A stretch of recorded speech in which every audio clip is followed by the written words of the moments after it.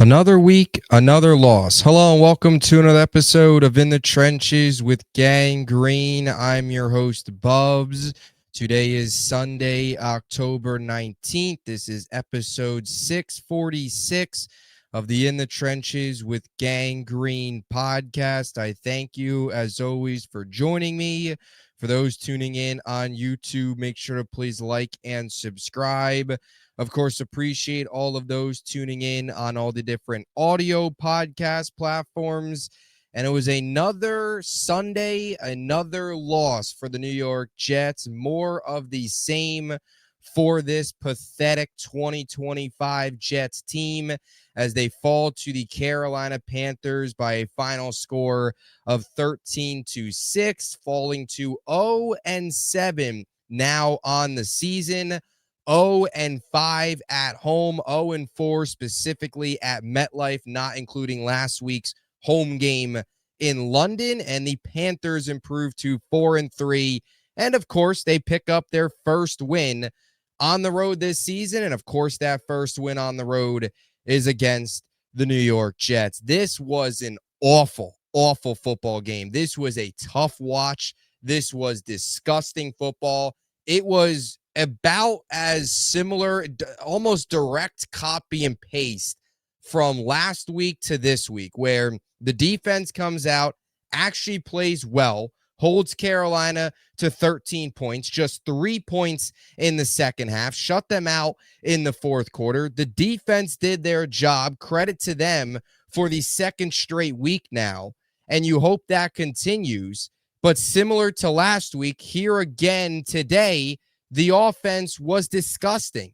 The offense was abysmal. This felt like a preseason game. From the energy inside of MetLife, this team gave the fans nothing to cheer about. From the actual product on the field, this was awful. You kind of have to pinch yourself and actually wonder if we just sat here for the last 3 hours, wasted our time watching a regular season football game, because nothing about that game, even from Carolina's offensive side of the football, nothing about that game felt like a regular season game. It felt just like a preseason game. The performance from this offense was awful, and the performance from this team was awful. There is no excuse for losing a football game, mind you, back-to-back football games, when your defense holds the opponent to 13 points. No excuse. The Jets should have 2 wins right now. No reason they shouldn't have won last week, and no excuse for losing today. And here we are. They lost both of these games because the offense last week only put up 9 points, right? They had the safety, so that was the defense. And this week they put up 6 points. That's disgusting. That's 15 points combined in the last 2 weeks. And they've held opponents to 13 points, 26 total in the last 2 games. And they have found a way to lose the last 2 football games. Just abysmal. Just gross football. Not enjoyable football. Right? The least this team could do is entertain you a little bit. You got the quarterback change in the second half. The least you could have done was went down there and formulated a touchdown drive for once. Just one touchdown drive was all you needed to tie this game up and make it a game and make it interesting and give yourself a legitimate chance of winning. That's all this team needed to do. That's all this offense needed to do. Not asking too much with the way the defense played. All that needed to happen was one competent NFL offensive drive from this offense. And of course, that is too much to ask for because of how abysmal it is and how low the standard is right now for the offense, how low this offense is right now. They are not a competent NFL offense in any stretch of the imagination. And you finally make the quarterback change. And I would still go back to Tyrod because you could tell this coaching staff trusts Tyrod more. He did throw the 2 interceptions. J.C. Horn with a really big game today. The Jets lose the turnover battle again. What else is new? While the defense did play well, this was the type of game where you would like to see them force a turnover and potentially flip the field position. battle and put this offense in a favorable spot. Even when the offense had good field position, though. I mean, first drive of the game, you had a good kickoff return. They started from their own 46-yard line, right? Or own 45-yard line, rather. They were at practically midfield. 6 plays, 22 yards. Go for it on 4th down, they missed. So even when they had okay field position, good field position to open up the game, they still couldn't capitalize. They still couldn't convert on that drive early on. They still do not have a first half touchdown since week number 1 against the Pittsburgh Steelers. And we are now going on 2 straight weeks without a touchdown in the entire game. The last time this team scored a touchdown, you would have to go back to October 5th against the Dallas Cowboys 2 weeks ago now. Really, we're almost going on next week. If they don't score, we're going on 75% of the games played in this month where they don't score a touchdown. That's how low this offense is. It kind of reminded you, the last 2 games kind of gave you the 2023 vibes, New York Jets, where the defense plays well, holds the offense to 13 points, does their job, and the offense can't move the football. But they started to stretch the field a little bit with Tyrod. He had 2 bad passes, no other way to put it. Underthrew Josh Reynolds on the little reverse flea flicker play where they executed it perfectly up until the actual throw. Had to lead Lazard more, underthrew him. And then he underthrew Reynolds. J.C. Horn made the play. And then towards the end of this game, later in the 4th quarter, you had the interception as well, second time by J.C. Horn. But Fields was awful again today. And Glenn finally benches him. But even in that, like Glenn last week goes out there and crushes Brian Costello. What kind of question is that with the quarterback? Fields is our guy. What kind of question is that? It's a valid question. Fast forward a week later, he's getting benched. And Glenn has no other choice. He had to bench him. Because if you kept Fields out there, you're going to lose the locker room. A move needed to be made. Unfortunately, it was more of the same. And I have a lot of questions with the way Tanner Engstrand called the game today. Because I went into this game, and I think a lot of this falls on his plate too today. Because I went into this game, and we talked about it on the preview pod yesterday. Any Jet fan that has watched this team this season, any Jet fan that looks at this receiving core, any football fan with a brain that looks at this receiving core would say going into this game that you need to get Breece Hall more involved in the pass game. Even prior to this week, that was something that the Jets needed to do more of. Aaron Glenn said it during the week that they needed to get Breece Hall more involved. And this game was a huge opportunity to do that. No Garrett Wilson. Your wide receivers going into this game were Tyler Johnson, Josh Reynolds, Alan Lazard, Arian Smith. That was it. I mean, that's disgusting. Isaiah Williams is your kick returner. He's not catching passes, but that was it. And then you had Breece Hall and, of course, Mason Taylor, and you want to throw the other tight ends, Ruckert, and guys like that in the mix. And they got Mason Taylor the ball a couple times. He did have the 1 bad drop, but Breece Hall today, 2 catches for 14 yards. He was targeted 3 times. That's awful. He was targeted the same amount of times as Lazard.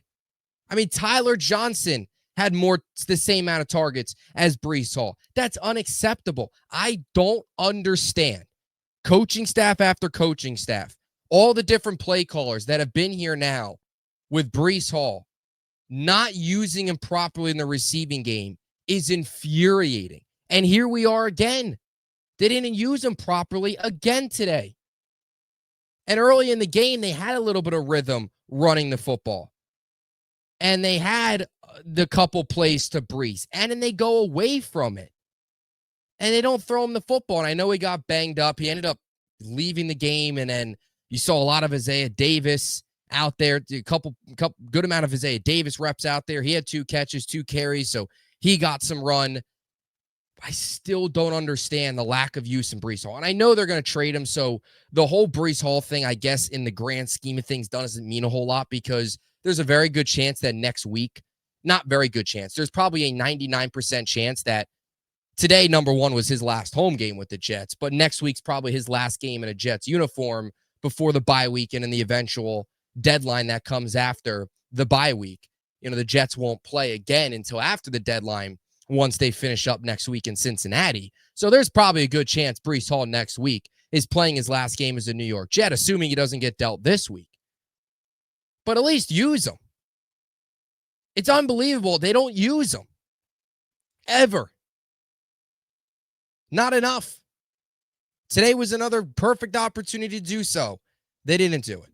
So the offense was gross. Not using Breece, unacceptable. Using him more, unacceptable. Tyler Johnson led the way with 60 receiving yards. There was the one nice play from Tyrod. That was, a big chunk of it for about, I think, 35 yards, whatever. The receivers were awful today. There's no separation. It's just gross. The run game couldn't get going because you're trailing in the game. The longest run of the day was 8 yards. There was none of the chunk plays. There wasn't much from Fields as a runner today. He had the one design run, which he ended up getting crushed on. They finally called, a late hit, on Fields. How many times this year has Fields been hit like that? Not that bad, but he's been hit late and they haven't called anything. They had to call something there. Although who would have been surprised if they actually didn't call anything there? But they ended up calling the 2 penalties on Carolina. Fields ended up going out of the game, coming back in. But just look at the quarterbacks. They went 16 of 34 today. 5.1 yards per attempt, 2 picks. They got sacked 6 times. Fields took 3 of them. Tyrod took 3 of them, so they split them in half. But, Fields was awful again. 6 of 12, 46 yards, holding on to the football. Misfires. Tyrod comes in. They start to stretch the field a bit, which, like I said, you could tell they have more trust in Tyrod because once Tyrod comes in, and some of it could, too, just be Tyrod being more willing to take the shots as opposed to Fields being gun-shy. He had the one deep shot to Arian Smith early in the game, but double covered, ball wasn't close. It wasn't a play that was going to be made. But they started to stretch the field a little bit with Tyrod. Now, it didn't really work. The deep balls, you had the 2 picks on them. You had the incompletion to Arian Smith in the end zone, the drive that they ended up actually getting points. So it didn't end up working, but I would still go back to Tyrod. It doesn't matter. Brady Cook, who you want to throw Brady Cook out there? Who even cares at this point? It doesn't matter. This team needs a quarterback. They all stink. The offense stinks. The coordinator right now, he's got to do what he's working. He's got to try and make it work with what he's working with, but there's also things that they're doing from a coaching staff standpoint that they're not doing enough to from a coaching staff standpoint. When you talk about Breece getting more involved, it's just the offense is a complete train wreck on every level right now. A complete train wreck. It is just so here we are again. It's just a drag. It's a grind. It's painful watching this offense. Literally, it's like watching paint dry. It really is. And I know you might think I'm joking, but it's the truth. Like, today's game was so boring. The offense is boring. No explosive plays, nothing. And anytime a quarterback drops back to pass, one of 2 things is creeping into your mind. Don't throw an interception and don't take a sack. You're on pins and needles anytime any of these quarterbacks drop back to pass because you have no faith in any of them. That's how bad it is. Here we are again. Pathetic. Run game stunk. Pass game stunk. Receivers stunk. Play calling stunk. Offense stunk. Well, what else do I have to say? What else? I'm drained. I'm defeated. I'm disgusted. You can sit here and yell and scream about it. Nothing's going to change. It's the same garbage every week. It's the same garbage every season. Back here next week, probably with another loss.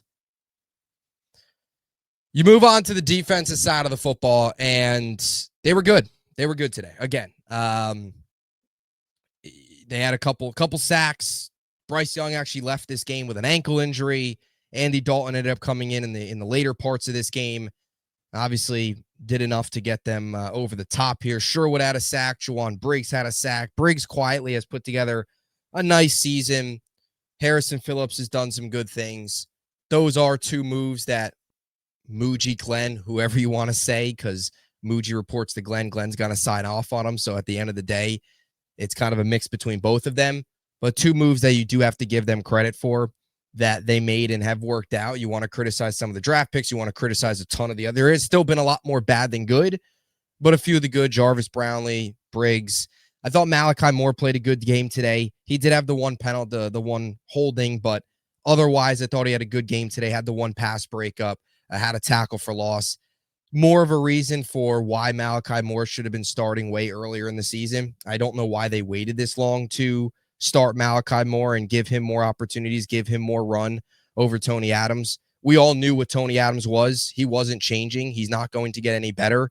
And when you have a football team that's this bad, you need to start playing younger talent and evaluating and seeing what you have for the future. And more importantly, just giving this young talent an opportunity to get NFL reps and get opportunities at the NFL level to develop and grow for moving forward, for being pieces on this team moving forward. I thought Malachi Moore played a good game today. Michael Clemens is still terrible. He's so awful. Like, it's actually gotten to the point where watching Michael Clemens has made me laugh. And I don't know if I'm laughing because it just hurts watching him, like it's just painful.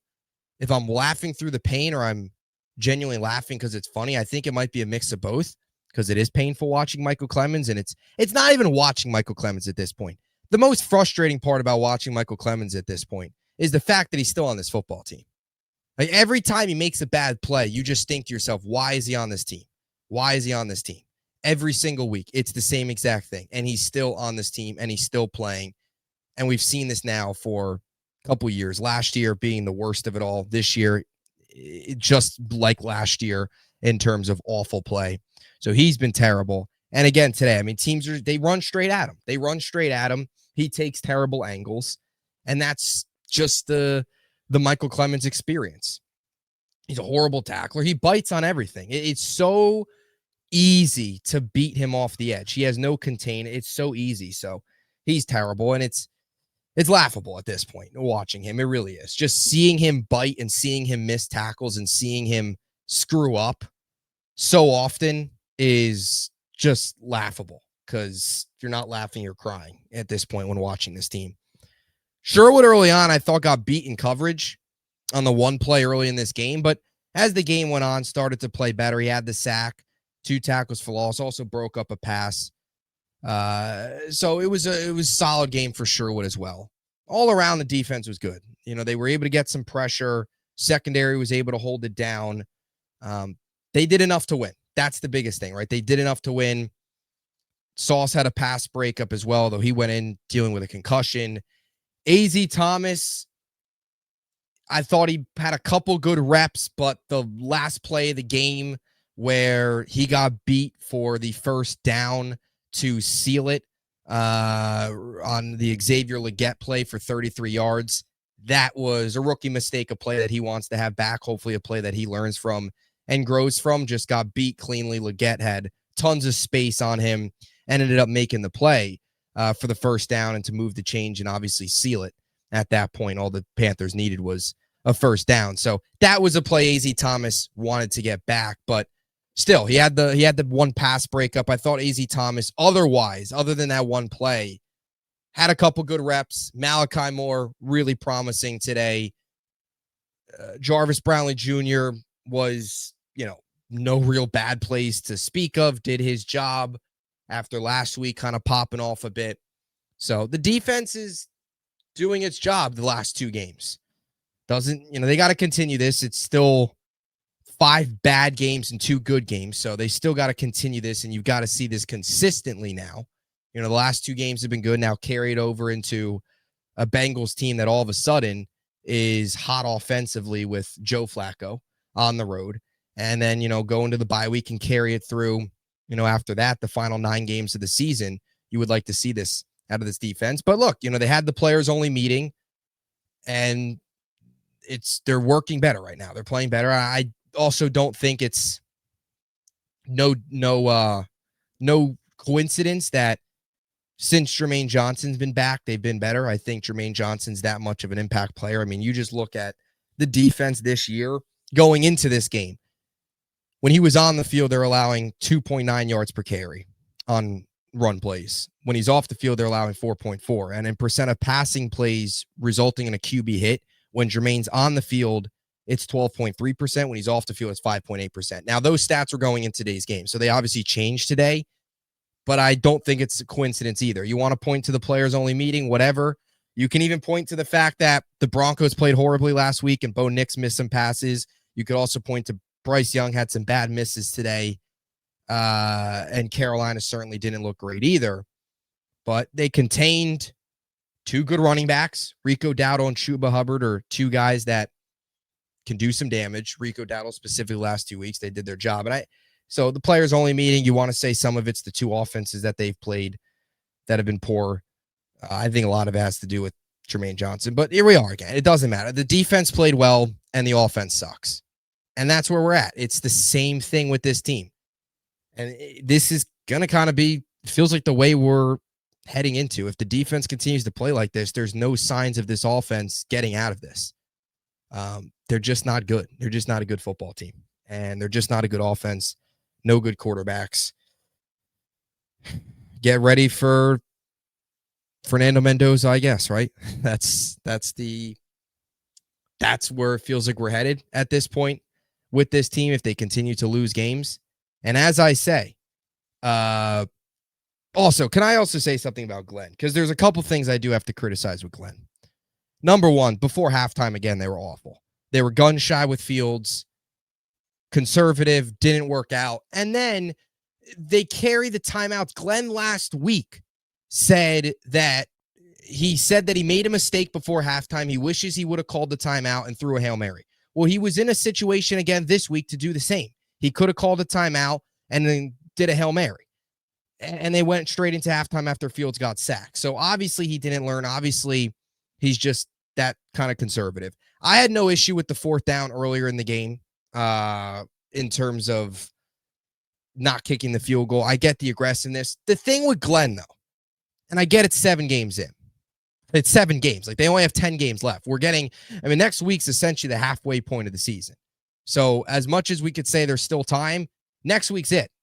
That October's over. Once you get into November, we're already halfway through this thing. So time's running slim now as each week goes by on Glenn and this coaching staff giving us legitimate reasons to not make them a one and done once this year's over.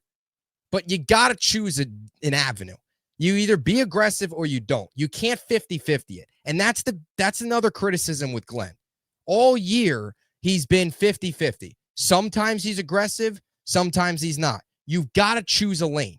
You can't be aggressive at times and then say, oh, I wish I was more aggressive, and in the same situation, then be conservative again. Like, you've got to pick a lane. That was the one thing with Dan Campbell.